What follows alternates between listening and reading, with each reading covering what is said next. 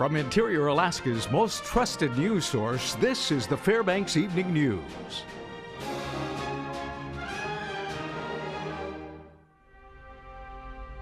Good evening. Thank you for joining us. Our top story, not guilty pleas today for the alleged gunman in a shooting that injured 2 people. Brian Kazevnikov was arrested Sunday night after being on the run from police for a week.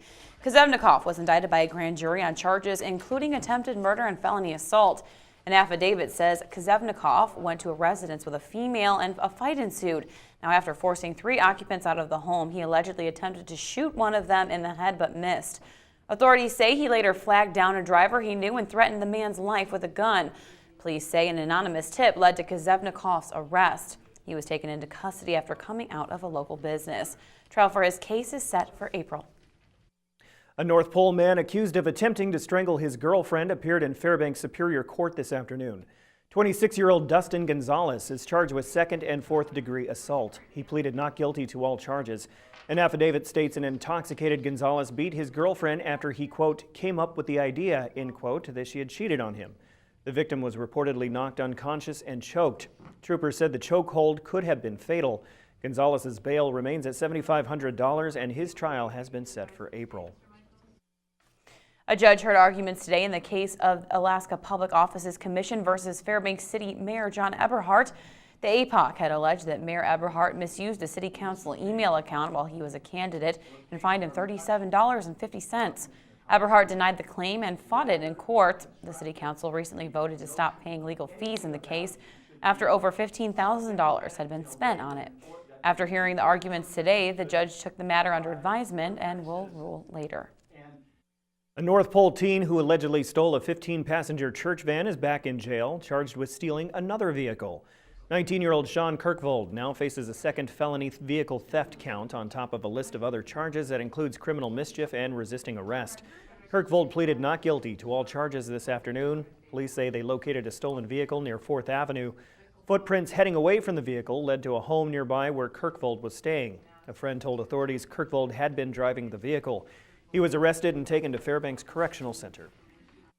The price of Alaska North Slope crude oil is about $53 a barrel, half of what it was last July, and that's a major problem for a state that gets a large percentage of its revenue from oil. Now the price of coal is also down, which is causing problems for the sole coal mining operation in the state. Usabelli Coal Mine has laid off 10 people in the past 6 months because of the price decreasing to around $45 a ton. The prices reportedly dropped because of an increase in worldwide production that caused less of a demand for coal from the interior.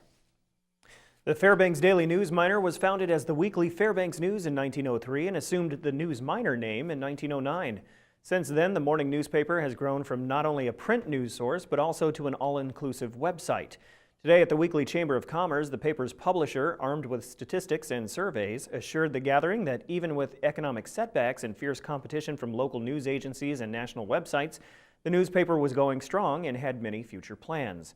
One subject she addressed was the website, which is currently free, becoming a paid service in the near future. What we're doing is the homepage will always be accessible. So if you just come and read the headlines, you can come to the website at any time. But if you're clicking through to stories, you will get 30 stories in a 30-day period. If you exceed 30 stories, then you'll get a pop-up screen that asks you to subscribe. The difference a day makes. This morning it was minus 25, minus 30, and now it's zero. And it's so crazy how great zero feels after 40 below. Absolutely. Well, Mike Schultz will join us later with a full weather forecast, and we'll have more stories when we come back. And welcome back. Senators Lisa Murkowski and Dan Sullivan introduced legislation today that would prohibit the administration from unilaterally designating national monuments on federal lands and waters under the Antiquities Act. The improved National Monument Designation Process Act would require congressional approval as well as approval by the affected state's legislature before monuments could be designated. Murkowski fears the Obama administration could move to create a national monument on federal waters north and south of the Aleutian chain.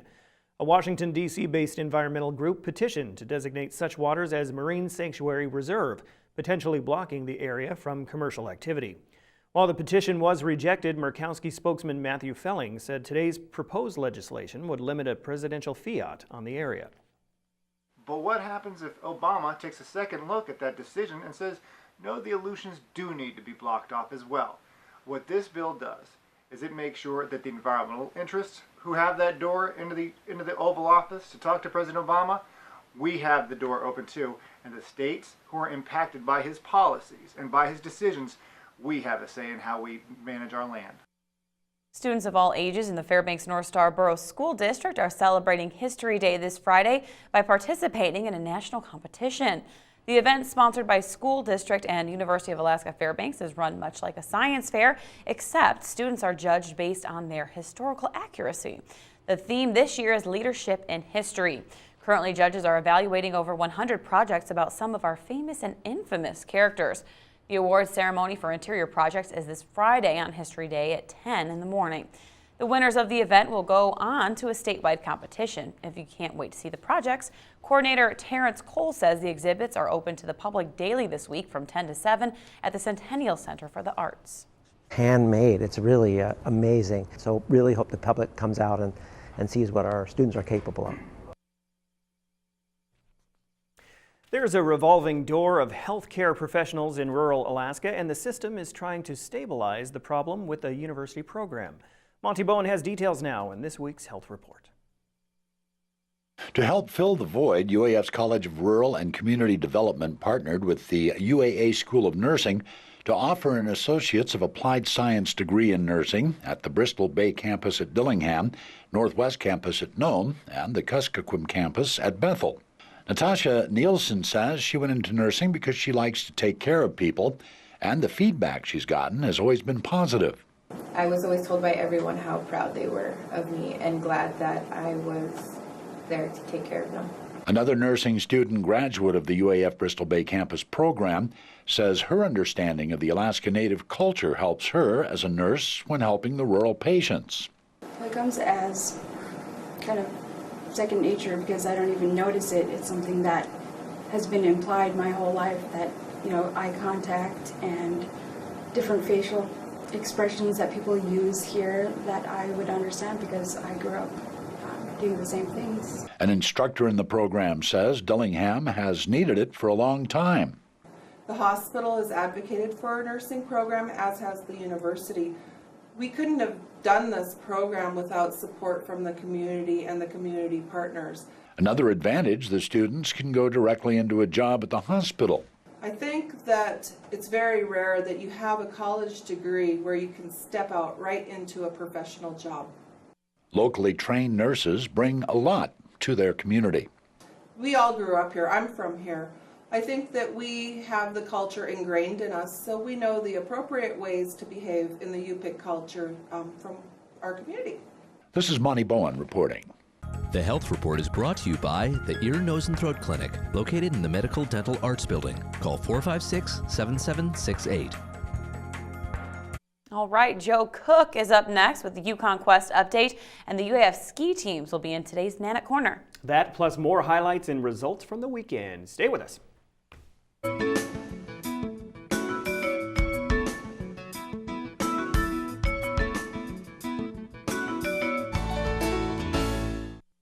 Welcome back, Interior Alaska. Joe Cook here in the Sports Seat for you this Tuesday evening with your local sports. We start with our Yukon Quest leaderboard for today. One musher has taken over this race. Brent Sass was first into Dawson City today, a little after 1 o'clock this afternoon with 14 dogs. He'll claim 4 ounces of gold for being the first to Dawson if he's to finish. Hugh Neff is second, followed by Jora Olson, Alan Moore, and Cody Strait. Ray Reddington Jr. is 6th, and he's the top rookie. They are all headed to Dawson. Also today, former champion Jeff King, he scratched, citing dog food concerns. He got to Stepping Stone, but decided to head back to Pelly Crossing to scratch. And now our Nanac Corner. Today, we visit a team we haven't seen since their season started, the UAF ski teams. Here's more. The Alaska ski teams could be poised to come together at the right time. This weekend, the Central Collegiate Ski Association Championships are up for grabs in Minneapolis, Minnesota. It's been interesting the last 2 weeks training through this cold snap, but they've kept their motivation high, and I think everyone's coming around at the right time. Their fitness is starting to peak, and we're starting to do some more fun, harder, shorter, faster workouts to really prepare them for these last races, so we're excited. Logan Hahnemann automatically qualified for the NCAA Championships after his U20 2023 World Cross Country performance last week. This weekend, his teammates will get to shine. Had a really good classic race this last weekend. Got second behind Mickey, and he had the best cups. It's been getting better and better, and I'm really excited for conference in the next two weekends that we will race conference and regionals. I'm right now the leading man behind Logan Henneman. So it's really exciting for me, and the team is super nice, and I feel really welcome here in Fairbanks. The women's team has been battling illnesses for much of the year, and Coach Turman expects sophomore Nicole Baith to return to form. So far, senior Allison McFeeters and sophomore Anatina Marxette have stepped up with top 15 finishes in their last race. My technique has always been a strength, but yeah, you always have to improve. And there's always stuff to work on to be better. And I don't think we have any specific results besides trying to qualify for NCAAs. After conference championships, the NCAA Central Regional Championships begin February 28th in Marquette, Michigan. Nanook Corner, brought to you by Sports Medicine Fairbanks. And the UAF women's basketball team, they were bitten by the turnover bug on Saturday. At the Patty Center, there was lots of pink at the Patty in support of Play for K-Day to help support women's cancers. Alaska wasn't tickled pink because of 28 turnovers against the St. Martin Saints. The Saints scored 27 points off of those 28 Nanook turnovers, which proved to be the difference as the Saints win 61-54. Krista Stabler had a game-high 18 points, and Megan Weideman had 14 points, 13 rebounds, and 6 steals for the Saints. Darren Mainville, though, she led UAF with 17 points and 6 rebounds and 30 minutes off the bench. UAF is now 7th in the GNAC at 5-8. They host number 2 Alaska Anchorage this Saturday. The men's basketball team missed at the buzzer, and Alaska falls 74-72 to UAA on Saturday. Travis Thompson, he had a game-high 20 points and 7 assists for the Seawolves. Ashton Edwards, he scored 18 points to lead 3 other Nanooks in double figures. That's 8 straight losses for UAF, but they will host SPU on Thursday night. Despite North Pole coming off the high of earning their first state berth in hockey since 2006 to the state tournament, West Valley handled business on Saturday. Both teams are going to the big show, but this was for the Mid-Alaska Conference title and bragging rights. West Valley led 3-0 at the end of the first period. They would not look back. They were up 5-0 in the second period before Carmen Teal took away the shutout with the score for North Pole. Teal Simon, he still made 11 saves, and Taylor Guile, the senior, got the hat trick for the Pack. Stasha Skorosi, he had 3 helpers. West Valley, they won big 7-1 and earned their 3rd straight MAC championship. We had a meeting this morning. Coach said just like get over the emotions, all the emotions they have, because they're coming off a big win against Juneau, and just do what we do. Just move our feet, get the puck low, shots on net. We want to play fast, we want to play quick, and we want to play up tempo, and I think we did a good job for that there, and started getting ready for the first game of the state tournament. The Greatland Conference Championship game, Houston defeats Monroe 3-1 to claim the title on Saturday in Big Lake, but both teams, they will play for the Greatland State Championship this Saturday in a rematch. And here are some high school basketball results from over the weekend. The West Valley Wolfpack girls team, they beat Colony 40-24 Saturday for the Diamond Lady Lynx Prep Shootout title. Ruthie Hebert was named MVP, and Carly Marquez, she was all-tournament. The Effie Cochran Warriors, they lost 59-62 to Seldovia in the Little NIT boys final. DeJour Reed, Isaiah Franklin, and Damon Gordon were all NIT picks. And Nana, the girls team, they won the girls title 40-36 over Nikolai Vesk. And the Aurora Conference, the Monroe Rams defeat Galena 50-36 on Saturday. The Galena girls, they come back to win 38-36 over Monroe. And Valdez, they roll over the Allison Ravens 68-33 in girls hoops. And that'll do it for Sports Tonight. Mike Schultz is next with your full weather forecast, and we'll catch you next time. Hey everyone, welcome back into our Fairbanks Evening News Tuesday night edition. It's time for the weather. Mike Schultz with you once again, and we are really smiling because we're looking at temperatures continuing to warm right into the weekend, and maybe even some snow in the forecast. So the cold air is out of the picture, maybe for good. We'll talk more about that in just a little bit. Our photograph night taken at the airport by Shirley Gump. You can see the sun just about ready to go down across the hills there. A nice plume of the sunlight there. And as always, if you have a photograph to share, by all means send it to photos@ktvf11.com, and we'll share it with the rest of the audience. Here's what's going on at our temperatures. 0. That is our temperature right now. That is the high for the day. The low last night, 30 below. Record high 44 in 2004, down to 52 below in 1932. Your sunrise and sunset, more than 8 hours of daylight, 8 hours and 5 minutes to be exact. That's worth celebrating. A gain of 7 minutes from yesterday. On the satellite picture, we were looking yesterday at everything coming out of the south. Now it's switched around to the southeast, which is still a good, favorable position for bringing in warmer temperatures, and you can see a lot more cloud cover. Most of the precipitation is down around the Prince William Sound area, not too far away from the Anchorage area. And some of this will work its way in tomorrow through the passes, giving us about a 40% chance of a little light snow, but no real accumulation expected. But it is a change in the weather pattern. That's good. What's going on across the rest of the state over southeast Alaska? The rain and snow has returned to Juneau. Also raining around Ketchikan, 40 degrees there. In the Gulf Coast areas, you can see Anchorage looking at 22 degrees. And a little rain around the Kodiak region, 40 degrees there. Kind of chilly at Cold Bay, 33. Up and down the west coast, things are nice. Around Nome, 13 degrees. 26 below at Barrow. 36 below at Fort Yukon. Lower 48 weather heading over the northwest part of the state, I should say. And you can see again, they're looking at sunshine, no precipitation there. Nice weather down around Las Vegas, 73. Phoenix cooled off a little bit, 59 after a high of 70 yesterday, 75 in Dallas, Minneapolis at 27 degrees. New York and Boston clearing out after the snow they had, but guess what? More snow is moving their direction. This is what's called an Alberta Clipper coming in from Alberta, riding the jet stream and moving right across the Great Lakes. So more snow expected there, but not real heavy as it was before, thank goodness. Now elsewhere across the country, you can see things are clear over the deep south and another batch of moisture moving ashore in the Pacific Northwest. What's it all mean? Well, we're getting Santa Ana winds setting up for the southern sections of California. Gusts 40 to 50 miles per hour. A high fire threat, if you can think about that, with all the snow they've been having back east. Dangerous crosswinds, and it's just that time of the year where they start getting their Santa Ana winds. Elsewhere, the jet stream once again pulling all that cold air in across the eastern half of the country. Windy and frigid by later on this week over the eastern half. Back to Alaska for tomorrow, the partly cloudy skies at Barrow, mostly sunny skies for Nome, and flurries expected in Fort Yukon. Here in the interior, we'll be looking at a chance of a snow developing by evening. For Fairbanks and Delta, cloudy skies expected at Healy.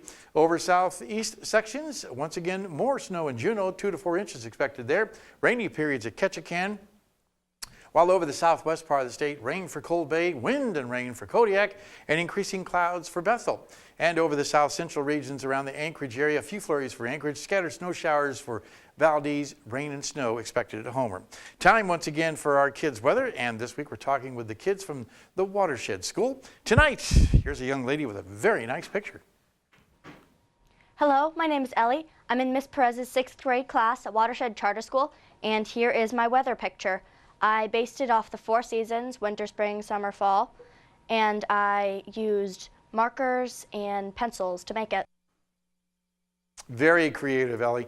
And again, thanks to Mount McKinley Bank for sponsoring our kids' weather. Tomorrow night, a young man will be here with a question about the Coriolis effect. Very interesting question.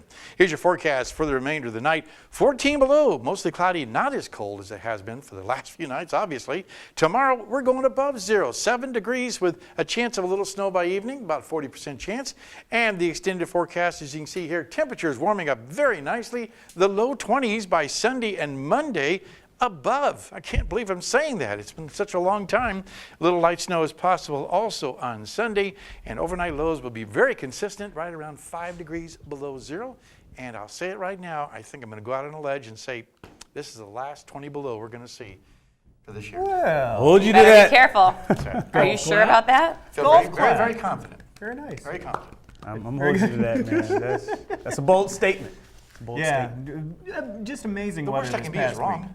Yeah, well, that's true. You heard that first, guys, right out of his mouth. So when you see him at the grocery store, but that'll be good though. Alaska and more the interior, just strange extremes. Yeah. Literally a 12-hour block. Well, that cold air we had, it's going down to lower 48. Right. Now, unfortunately. but let's look at this optimistically. We really only got 2 weeks. Is it 2 weeks or 3 weeks of really frigid temperatures this year?